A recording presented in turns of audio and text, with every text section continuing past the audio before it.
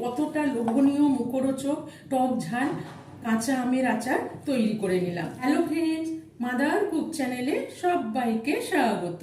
আজকে আমি আপনাদের সাথে শেয়ার করব কাঁচা আমের আচার। টক ঝাল লোভনীয় 10 মিনিটে তৈরি হয়ে যাওয়া কাঁচা আমের আচার।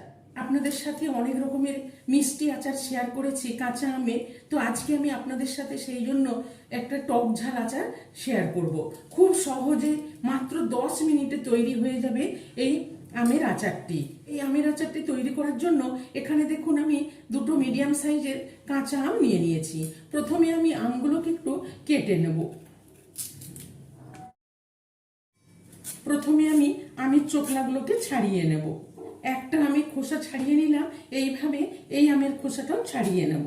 দুটো আমের এই চোখলাগুলো ছাড়িয়ে নিলাম। আমি আমগুলো আগেই ধুয়ে মুছে নিয়েছিলাম, সেই জন্য আর আমগুলোকে ধোয়ার দরকার নেই। এবার আমি আমগুলোকে ছোট ছোট পিস পিস করে কেটে নেব।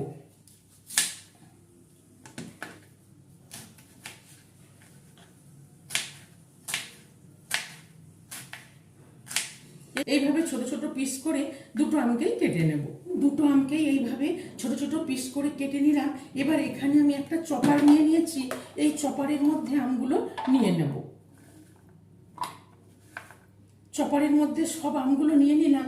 এবার আমি ঢাকনাটা পরিয়ে আমগুলোকে একটু চপ করে নেব।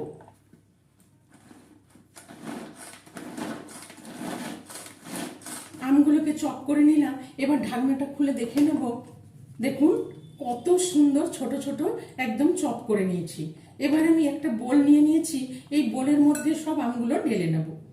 এই বোলের মধ্যে আমটা ঢেলে নিলাম। এবার এটাকে সরিয়ে নিয়ে এখানে দেখুন কতগুলো কাঁচা লঙ্কা নিয়ে নিয়েছি। বেশ অনেকটাই কাঁচা লঙ্কা নিয়ে নিয়েছি। আমি লঙ্কাগুলোকে একটু ছোট ছোট করে কেটে নেব। নিয়ে আবার এই চপারের মধ্যে এই লঙ্কাগুলোকেও নিয়ে নেব। এই লঙ্কাগুলোকেও ঢাকনা পরিয়ে একটু চপ করে নেব।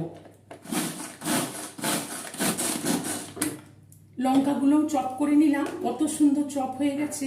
এবারে এই লঙ্কাগুলো এই বোলের মধ্যে ঢেলে নেব। আম আর লঙ্কা চপ করে নিলাম। এবার একটা ভাজা মশলা তৈরি করে নেব। ভাজা মশলাটা তৈরি করার জন্য গ্যাসে একটা ফ্রাই প্যান চাপিয়ে দিয়েছি।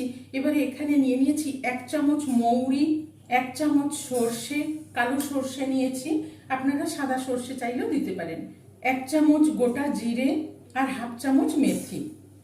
এইগুলোকে একটু হালকা করে রোস্ট করে নেব। খুব বেশি ভাজবো না, হালকা করে রোস্ট করে নেব। মশলাটাকে হালকা করে ভেজে নিলাম। এবার গ্যাসের ফ্লেমটাও অফ করে দিলাম। খুব সুন্দর একটা গন্ধ বেরিয়ে গেছে। এবার আমি একটু ঠান্ডা করে মিক্সিতে দিয়ে গুঁড়ো করে নেব। ভাজা মশলাটা গুঁড়ো করে নিলাম। খুব বেশি গুঁড়ো করিনি, একটু দানা দানা আছে, এরকম দরদরা করে গুঁড়ো করে নিয়েছি। এবার এখানে আম আর কাঁচা লঙ্কাটা যে চপ করে রেখেছি, এবার একটু ভালো করে মিশিয়ে নেব। তবে আপনারা যে যেরকম ঝাল খাবেন সেই অনুসারে লঙ্কা দিয়ে দেবেন। আপনারা এর মধ্যে আরও লঙ্কা অ্যাড করতে পারেন। এবার এখানে একে একে সব মশলা দিয়ে দেব।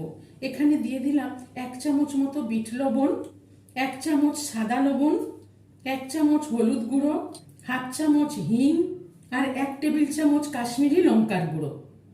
আর এখানে যে ভাজা মশলাটা গুঁড়ো করে রেখেছি, এই ভাজা মশলাটা দিয়ে দিলাম। এই আচারটি একদম ইনস্ট্যান্ট তৈরি হয়ে যায়, 10 মিনিটে তৈরি হয়ে যায়। এবার সব মশলাগুলো আমি আম কাঁচা লঙ্কার সঙ্গে ভালো করে মিশিয়ে নেব। এটি যে কেউ চট করে বানিয়ে নিতে পারেন। একদম চটপটা মুখরোচক এই আচার খেতে কিন্তু দারুণই লাগে। মিক্স করতে কতটা লোভনীয় হয়েছে, কতটা সুন্দর হয়েছে। এবার আমি এখানে একটু তড়কা দিয়ে দেবো। এবার এখানে আমি একটা তড়কা প্যান চাপিয়ে দিয়েছি, দিয়ে বেশ খানিকটা সর্ষের তেল দিয়ে দেবো। যতটা আম আর কাঁচা লঙ্কা নেবেন সেই অনুপাতে তেলটা নিতে হবে। তেলটা দিয়ে দিলাম, দিয়ে একটু ভালো করে গরম করে নেব। খুব ভালো করে গরম করে নিলাম। তেলটা একদম ফুট ধরে গেছে।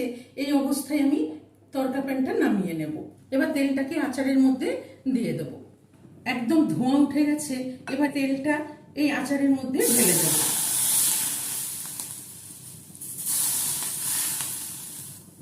দিয়ে ভালো করে মিক্স করে নেব।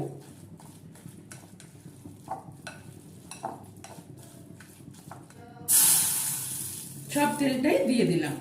তেলটা দিয়ে খুব ভালো করে মিক্স করে নিলাম। দেখুন বন্ধুরা, কতটা লোভনীয় হয়েছে এই চটপটা টক ঝাল আমের আচার। কত সুন্দর, কতটা লোভনীয় হয়েছে দেখুন। এটি রুটি, পরোটা, ভাত সবের সাথেই সার্ভ করতে পারেন। একদম টক ঝাল কাঁচা আমের আচার তৈরি হয়ে গেল। কত সুন্দর তৈরি হয়ে গেল। এবার এটিকে বোতলে ভরে আপনারা স্টোর করে ফ্রিজে রাখুন। যখনই খেতে ইচ্ছে হবে এই আচারটি বের করে খাওয়া যাবে। এবার দেখুন, একটু স্মোকি ফ্লেভার আনার জন্য এখানে আমি একটা কাঠকয়লা পুড়িয়ে নিয়েছি। নিয়ে এর মধ্যে একটু ঘি দিয়ে দেবো। আর একটু স্মোকি ফ্লেভার আনার জন্য ওই বোতলটা উল্টো করে দিয়ে দিলাম। এবার বোতলটাকে তুলে নিয়ে দেখুন কতটা স্মোকি ফ্লেভার। এবার এর মধ্যে আচারটা ভরে নেব। দেখেই বুঝতে পারছেন বন্ধুরা, কতটা সহজভাবে, কতটা সুন্দরভাবে এই কাঁচা আমের টক ঝাল লোভনীয় মুখরোচক তৈরি হয়ে গেল।